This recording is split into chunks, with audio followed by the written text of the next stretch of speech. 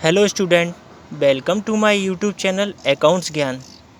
Student, हमने पहली video में सिखाया था जनरल एंट्री से लेजर बनाना, लेजर से ट्रायल बैलेंस। आज मैं सिखाऊंगा ट्रायल बैलेंस से फाइनल अकाउंट, जिन्हें हम trading account, profit and loss account और बैलेंस शीट के नाम से भी जानते हैं। तो जो बिगनर्स स्टूडेंट होते हैं उन्हें ये कंफ्यूज होता है कि जनरल एंट्रीज से लेजर कैसे बनते हैं, लेजर से ट्रायल बैलेंस कैसे बनता है, ट्रायल बैलेंस से फाइनल अकाउंट क्या होते हैं। उन्हें ये बिल्कुल समझ में नहीं आता है। तो मैंने कुछ ही एंट्रियाँ ली हैं जो बिजनेस के अंदर मेजर ट्रांजैक्शन होते हैं, जो कि कोई कन्फ्यूजन ना आए स्टूडेंट को। तो उसी हिसाब से मैंने कुछ ही एंट्रियाँ लेके समझाने की मैं पूरी कोशिश करता हूँ, जिससे कि जो नए स्टूडेंट हैं उन्हें समझने में आसानी हो। तो चलते हैं, अब मैं बताता हूँ आपको ट्रायल बैलेंस से एक एक एंट्री ट्रेडिंग और प्रॉफिट एंड लॉस और बैलेंस शीट में कैसे कैसे कहाँ जाती है। डेबिट एंट्री होती है वो डेबिट साइड में जाती है ट्रायल की, और जो क्रेडिट एंट्री होती है वो क्रेडिट साइड में जाती है फाइनल अकाउंट्स में ट्रायल की। ठीक है, तो सबसे पहले हमारा कैश इन हैंड।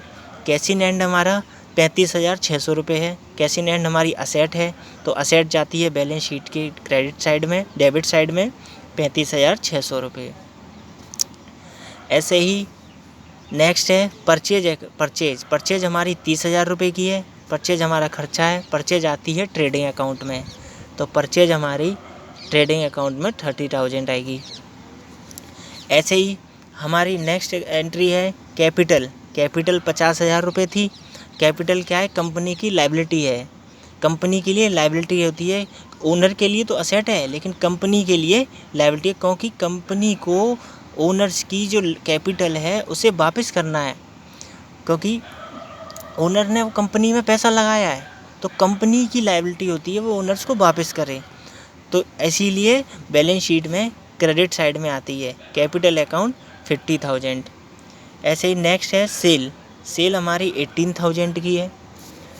सेल हमारी 18,000 की यह है। इनकम है, इनकम क्रेडिट में जाती है, सेल हमारी क्रेडिट में आ गई। ऐसे ही बेजेस एक्सपेंसेस। बेजेस एक्सपेंसेस कोई माल बनाने में, कोई जैसे मैन्युफैक्चरिंग यूनिट है तो माल बनाने में कोई खर्चा होता है, जो मजदूरी होती है, वो हमारे डायरेक्ट एक्सपेंसेस होते हैं। तो डायरेक्ट एक्सपेंसेस हमारे ट्रेडिंग अकाउंट में जाते हैं। वो मैं आगे की वीडियो में बताऊंगा डायरेक्ट एक्सपेंसेस और इनडायरेक्ट एक्सपेंसेस क्या होते हैं, वो मैं आगे की वीडियो में। तो वेजेस एक्सपेंसेस हमारा 1,000 रुपये ट्रेडिंग अकाउंट में आ गया।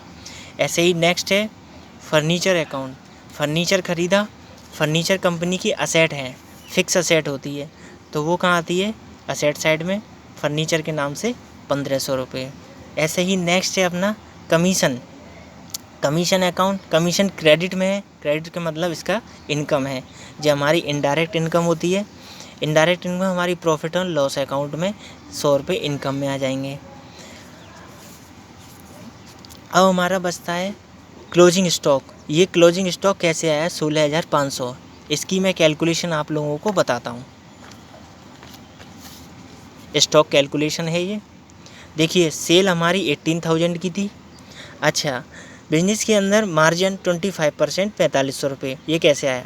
जब कोई बिजनेस करता है कोई व्यापारी, तो जब जो सेल करता है तो उस सेल अमाउंट में उसका प्रॉफिट शामिल होता है, तो वो कितना परसेंट होता है वो उसे मालूम होता है। तो हमारा जैसे मार्जिन, हमारी टोटल सेल 18,000 की हुई, तो इसमें 25% का मार्जिन है, यानी 4,500 रुपये का। तो हमारी कॉस्ट ऑफ गुड्स सोल्ड, यानी हमारा 18,000 रुपये का माल बिका, जिसमें से 4,500 रुपये का हमारा प्रॉफिट था। तो हमारा एक्चुअल में जो कॉस्ट ऑफ गुड्स सोल्ड, जो हमारा कॉस्ट थी अपने रॉ मटेरियल की या प्रोडक्ट की, वो कितनी बची? 13,500 रुपये तो हुई, तो 13,500। अच्छा, अब जो हमारा टोटल परचेज थी 30,000 रुपये की, जिसमें से हमने जो माल बेचा है उसकी कीमत कितनी थी?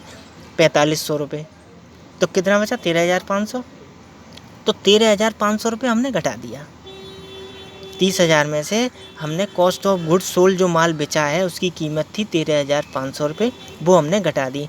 तो स्टॉक कितना बचा? अपना क्लोजिंग स्टॉक कितना बचा? 16,500 रुपये। तो ऐसे करके स्टूडेंट हमारा स्टॉक आया 16,500। टोटल कर दिया हमने, 34,500 आ गया। यहाँ टोटल कर दिया, इन दोनों का 31,000, 34,500 में 31,000 घटा दिया, 3,500 मेरा ग्रॉस प्रॉफिट आ गया। ग्रॉस प्रॉफिट हम आगे लेके आए, हमारा ग्रॉस प्रॉफिट यहाँ आ गया 3500 रुपये। ये हमारा नेट प्रॉफिट में, ग्रॉस प्रॉफिट हमारा नेट प्रॉफिट में आ गया 3500 रुपये। कमीशन की इनकम हमारी 100 रुपये थी, तो टोटल जोड़ के 3600 हो गया। नेट प्रॉफिट हमारा 3600 रुपये, 3600। अच्छा, कैपिटल हमारी 50,000 थी, 50,000 में नेट प्रॉफिट ऐड हो जाता है, 3600 ऐड हो गया, टोटल आ गया 53,600 रुपये। कैश इन हैंड हमारा 35,600, फर्नीचर 1,500, टोटल जोड़ के हो गया 53,600। ऐसे करके हमारी बैलेंस शीट मैच हो गई। तो फिर स्टूडेंट, आज हमने सीखा ट्रायल बैलेंस से final account banana, trading account, profit and loss होगा, बैलेंस शीट। तो स्टूडेंट, आपको कोई कन्फ्यूजन हो तो मुझे कमेंट्स में लिख के बता दें, जिससे मैं बता दूं और ये मेरी वीडियो आगे भी शेयर कर दें स्टूडेंट को, जिससे वो आसानी से समझ सकें। मैं बहुत ही सिंपल तरीके से समझाता हूँ। ये मैंने बहुत छोटे लेवल से आप लोगों का जर्नल एंट्री से लेजर बनाना, लेजर से ट्रायल बैलेंस बनाना, ट्रायल से बैलेंस शीट बनाना, यानी फाइनल अकाउंट बनाना समझाया है। अब मैं आगे की वीडियो में आपको थोड़ा सा इसमें और जो एंट्रियाँ होती हैं, बिजनेस के अंदर ट्रांजैक्शन होते हैं, उनको लेके मैं, तो स्टूडेंट, मैं बहुत छोटे लेवल से समझाने की कोशिश करता हूँ, जिससे कि आपका कॉन्सेप्ट क्लियर हो जाए। मेरा मतलब ये नहीं कि मैं किसी बुक्स से आपको कोई सवाल समझाऊँ लेंथी, जिससे आपका कुछ समझ में नहीं आए और मैं उस सवाल को करके आपको सॉल्यूशन रख दूँ। ऐसा नहीं है। मैं ये कोशिश करता हूँ कि मेरी यही कोशिश रहती है कि आपका कॉन्सेप्चुअली क्लियर रहना चाहिए। तो thank you for watching my this video. आप आगे भी स्टूडेंट्स को शेयर कर सकते हैं इसे, और मेरे अगर कोई इसमें कन्फ्यूजन हो तो इसमें आप कमेंट्स भी लिख सकते हैं, और मैं जिससे कि आगे वाली वीडियो में इसे क्लियर कर दूं। Thank you.